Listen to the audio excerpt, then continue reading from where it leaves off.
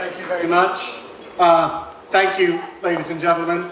The first thing that I should say is that I am extremely flattered and honored that you would invite me here tonight to address your 10th anniversary meeting. I have a feeling that I'm going to be the thing that comes between you and the real entertainment. So if it gets to the point where I'm going on for far too long, please feel free to start making these kind of gestures. Because once I get going in front of an audience, I find it difficult to stop. I should also say that this is a great coincidental time for me to be doing this because just as you are celebrating your 10th anniversary as an organization, the Holmes Report is celebrating 10 years in Europe. We will be holding our 10th European, Middle East and Africa Awards dinner in London in about 3 months, and so we're celebrating an anniversary here too.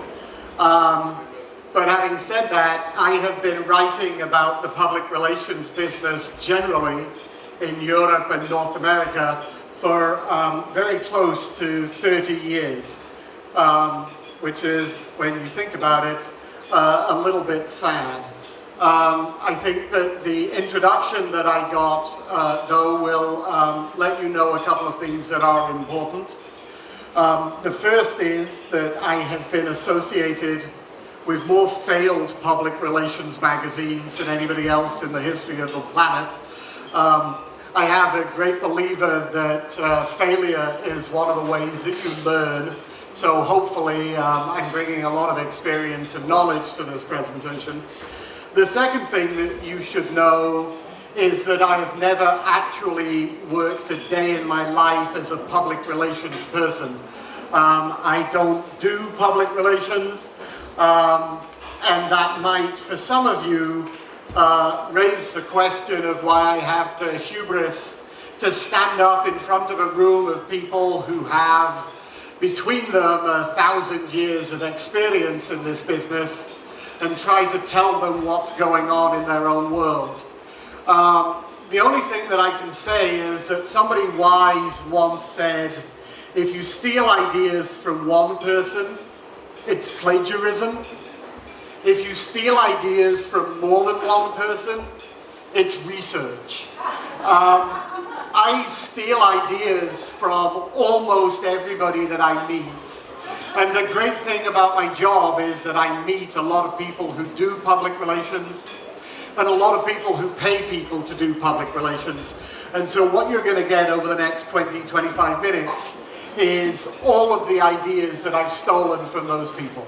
I want to say one final thing before I launch into this presentation, and that's an apology to the gentleman here with the camera, because I actually can't do this without moving around. I need to be mobile, and so you're going to have to work harder than if I just stood in one place, but that's just the way it is. This is also, by the way, exceptionally bad news for those of you in the back who thought that because there's a giant pillar there, you weren't going to have to see me. I am, in fact, probably going to drift from side to side, and you'll have to put up with that. Let me start by saying that what I want to do this evening is deliver, and this is sort of a classic journalistic idea, the bad news and the good news. I think the good news is that this is a time of great opportunity for our profession. As I said earlier, I've been writing about public relations for 25 or 30 years, and I don't think that there has ever been a time where the business has changed as much as it has over the last 4 or 5 years. And I don't think there has ever been a time when the opportunity for public relations to realize its potential is as great as it is today. And that is just as true in developed markets like the United States and the United Kingdom as it is in developing markets like Turkey. I spent most of today meeting with some of your leading independent PR firms. And it's clear to me that the challenges that they face, that the industry faces here in Turkey, are really the same challenges that I talk to the leaders of our business in London and New York and Hong Kong and Paris and Frankfurt. We're all challenged by the same issues. And the issue basically comes down to this. Public relations today is being used by most organizations to only a fraction of its ability to contribute. Public relations in the modern era has a major role to play, not only in communications, but in business and in organizational management generally. There is an opportunity for us to step up to the executive level in companies and really achieve that kind of potential. I'm going to talk about why that opportunity exists today and what needs to be done to take advantage of it. So that's the good news. The bad news is, because there is such a wonderful opportunity, because the potential for what we do is so exciting, there are lots of other people who would like to do it too. And we are, if we're going to succeed, we're going to have to face competition from people who traditionally have operated in totally different realms. We're also going to have to face competition from a whole new group of people who are just getting into this business. So, for example, those of you in the agency world, which is, I suspect, most of you, are going to face competition from advertising agencies. You should know that I do not have a great affection or respect for advertising. So those of you who have advertising agencies that either are your sister companies or that own your PR agencies, please feel free to go back and tell them that I said this. But advertising is the great medium of the 20th century. It is increasingly in the 21st century not the medium that companies need in order to forge real connections with their consumers. The fact of the matter is that we are moving into an era in which companies talking about themselves, telling you how great they are, shouting their message at you over and over again, are just not going to connect. They are not credible, they are not trustworthy, they are not authentic, and companies are going to need to find new ways to connect, not only with their consumers, but with communities, with shareholders, with employees, with all of their stakeholders. And that's going to be a massive challenge to advertising, and to their credit, really smart advertising people understand this, and many of them are trying to become quietly and stealthily public relations people. At the same time, you have a whole group of people in the digital and social space who would like to offer the kind of services that we should. Now, I happen to believe, I'm almost as cynical about digital and social firms as I am about ad agencies. I happen to believe that digital specialists will be with us for 2 or 3 years at most, because I don't believe that clients are going to want to buy a digital program 3 years from now. So right now, digital is new and exciting, and there's a feeling that traditional PR firms maybe are too old and they don't quite understand all this new stuff. The clients certainly don't understand it. And so they're going to digital firms and saying, hey, give me one of those shiny new digital campaigns. But the reality is that any client who asks for a digital campaign doesn't understand what they really want. You don't want a digital campaign. What you want is a campaign that will connect you with an audience. And you should be using whatever the appropriate mix of channels and media are to reach that audience. So if you want a campaign that is going to connect you with teenage boys who play video games, then yes, you probably want a lot of that campaign to take place online. But maybe you want some of it to take place actually in the video game. Maybe you want to create games of your own. Maybe you want to reach them through a handful of magazines or television channels that they watch. But to assume that everything is digital is a mistake. If you want to reach the over 60s with a healthcare message, yes, digital should be part of that. Not everybody on Twitter is a teenager. Certainly in the markets that I'm familiar with, more and more elderly people, I don't mean that 60 is elderly because I'm closing in rapidly myself, but more and more of older, senior people are beginning to use social media themselves, and so you need digital for that, but only as part of an overall mix. So you have digital firms and you have advertising agencies that are competing with us right now.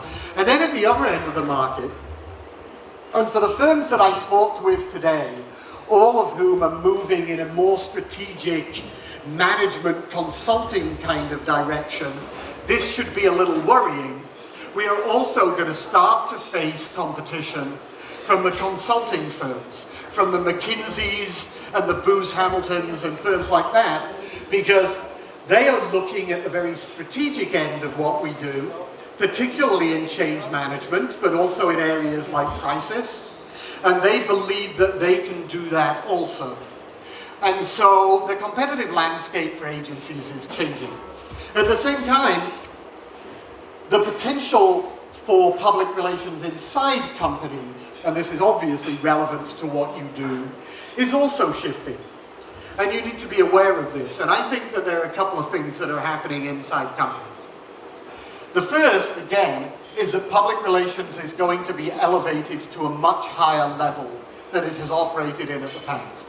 And it's probably worth me stopping for a moment here to explain what I mean by public relations, because historically there have been two very different definitions of our profession. So over the last 25, 30 years, in big sophisticated markets and in developing markets, public relations has come to mean, because of our industry's failures, media relations. Public relations has come to mean publicity. When I use the words public relations, that's not what I'm talking about.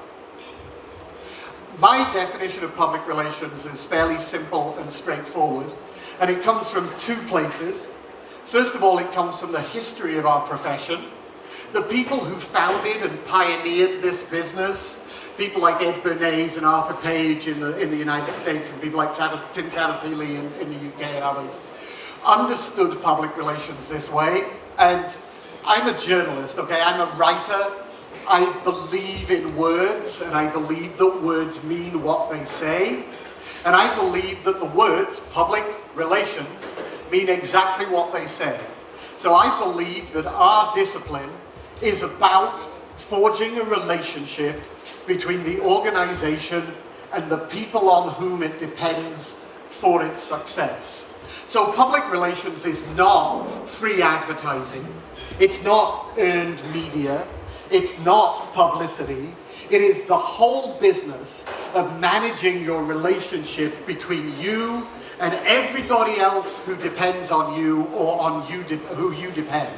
That's your employees, your shareholders, your people who are in NGOs who are criticizing you, politicians, everybody that you depend on for your success.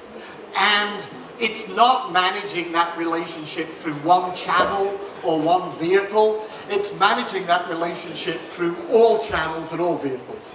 Now, it's worth stopping for a moment and thinking about what this really means. First of all, it means that public relations is not something you do instead of advertising or alongside advertising. Actually, if you believe this definition of public relations, advertising is one tool that public relations people have at their disposal to manage that relationship. Public relations should be the parent, and advertising should be one of the tools at its disposal.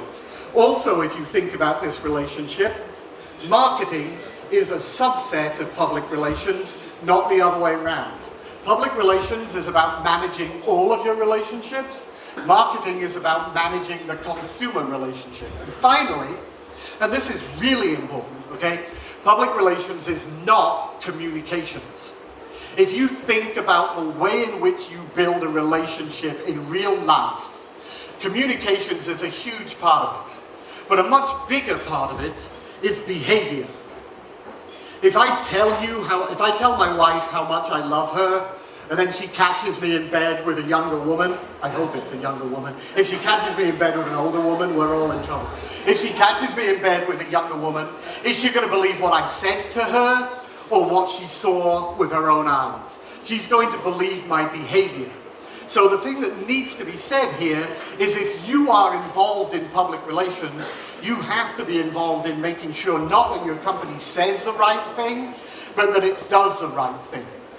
And so I believe what we're going to see happen over the next 5 years is we're going to see an emergence of a discipline inside organizations that is genuinely about public relations, that functions at the policy level of the organization. This is going to happen in some markets faster than others. You may look at what's going on here in Turkey right now and feel like we are a long way away from that. But trust me, this is the direction that we are going in. I believe that every time an organization makes a decision, it needs to think about 4 things. It needs to think about the operational implications. It needs to think about the financial implications. It needs to think about the legal implications. And it needs to think about the reputational or relationship implications. And reputation should absolutely be on the same level as those 3 other things. Just as a company has a COO and a CFO and a chief legal officer, it needs to have somebody who is a chief reputation officer or a chief relationship officer so that we can avoid the kind of bad decisions that lead to the destruction of reputational or relationship value. And the reason that this is happening now is that we have moved into what I would call an era of radical transparency. We have moved into an age in which every aspect of your organization's behavior is being scrutinized by other people and is being spread and disseminated outside your organization rapidly and globally. And so suddenly people have access to much more information about your companies and your client companies than they ever had before. And they have the power to make decisions based on whether they want to do business with you. And if you're not the kind of company that people want to do business with, if your values are not the same as the values of your employees, your customers, your shareholders, your communities, you're going to find life increasingly difficult. A lot of this, obviously, comes down to social media and the impact of social media on our business. I would argue that for people who are in the traditional marketing realm, social media has changed absolutely everything. 5 years ago, I think, it was still possible for a marketer or a brand manager to believe that the brand was everything he or she said about the company. So it was possible to believe that the brand was the sum of your advertising and your sponsorships and your website and your executive speeches and your press releases. But the brand was something that you controlled. You told people, this is my brand. Today, that is no longer true. And if you're operating as if it's true, you are going to run into a lot of trouble. Because today, the brand is not what you tell people about yourself. The brand is what everybody else says about you when you're not in the room. Your brand today is not your advertising and your website, your sponsorship. Your brand is 1 million conversations that are taking place online and in the real world. They're people who are telling each other what your company really stands for. And if you're telling them, for example, that your company stands for great service and they experience lousy service, if you're telling them that your company stands for environmental sustainability and they know that you're polluting a river somewhere, if you're telling them that you've gone beyond petroleum and you're leaking millions of gallons of oil into the Gulf of Mexico, you are going to have a worse reputation than if you said nothing at all. Because that gap between the reality that people experience and what you're telling them is going to be obvious to everybody. Now, I've also been saying that while social media changes everything for the marketers, for public relations people, it changes nothing. Let me stop a second and clarify this. For good public relations people, it changes nothing. For people who are practicing public relations the way it ought to be practiced, social media makes absolutely no difference to the world whatsoever. Because the things that have always characterized good public relations are things like transparency, authenticity, credibility, trust, dialogue, conversation. These are the things that were important in PR 50 years ago, 20 years ago, important in PR today. The only thing that's changed, I believe, is that the price for getting it wrong, the price for not doing all those things, has gone up tremendously. So it used to be that you could get away with hiring a mediocre PR person who didn't do PR that way. Today, if you do that, you will be discovered much more quickly, immediately in many cases, and you will be punished much more severely. What that means, and this is good news, I hope, for the people in this room, is that the difference between really good PR people who are genuinely strategic counselors, and mediocre PR people who just offer PR at the lowest price by the pound, is going to be much bigger in the future than it was in the past. And this is going to allow you, I hope, to escape from that kind of price competition that has been driving our business down to the lowest common denominator. Now, I'm saying that this is a huge opportunity. I'm already getting a signal that I'm coming close to the end of my time. So very quickly, I want to run through 4 or 5 of the things that I think PR people are going to have to do differently or better in the modern era if they are going to take full advantage of this. The first is that we have to really become counselors. And in order to become counselors, there is one characteristic that we need more than any other. And it's a characteristic that doesn't necessarily come easy to our business. And that characteristic is courage. Being a counselor is pretty much defined by having the courage to tell your company when it's about to do something stupid. It's being the person in the room when everybody else is saying, this is a great idea, let's continue to do this because it's the easy thing to do and it'll make us more money this quarter. To be the person who says, if you do this, it's going to damage your reputation and your relationships, and it's going to be more damaging in the long term. You have to stop. It's being the person who has the courage to be the only person in the room to say the unpopular thing.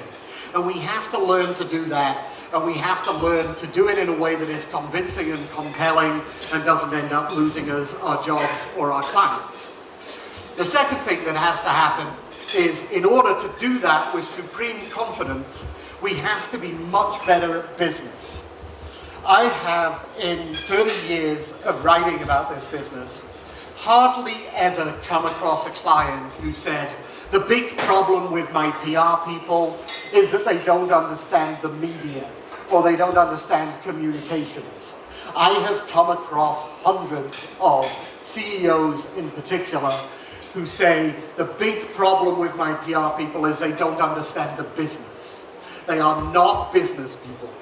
We have to start bringing in people to our industry who are genuine business leaders, not just communicators, who understand how to run a spreadsheet, who understand how the supply chain works, who understand the whole business in its entirety. And one of the things that has to happen is that we have to start teaching public relations, not in journalism schools, but in business schools. We have to do that because PR people need to be better at business, but we also need to do that because business people need to really understand public relations. The CEOs of tomorrow have to be exposed to PR when they are young students and young executives, because it's going to be a much bigger part of their job in 10 or 15 years' time than it is of the CEO's job today. The next thing we need to do is that we need to make sure that we have the talent pool in this industry as broad and as diverse as it possibly can be.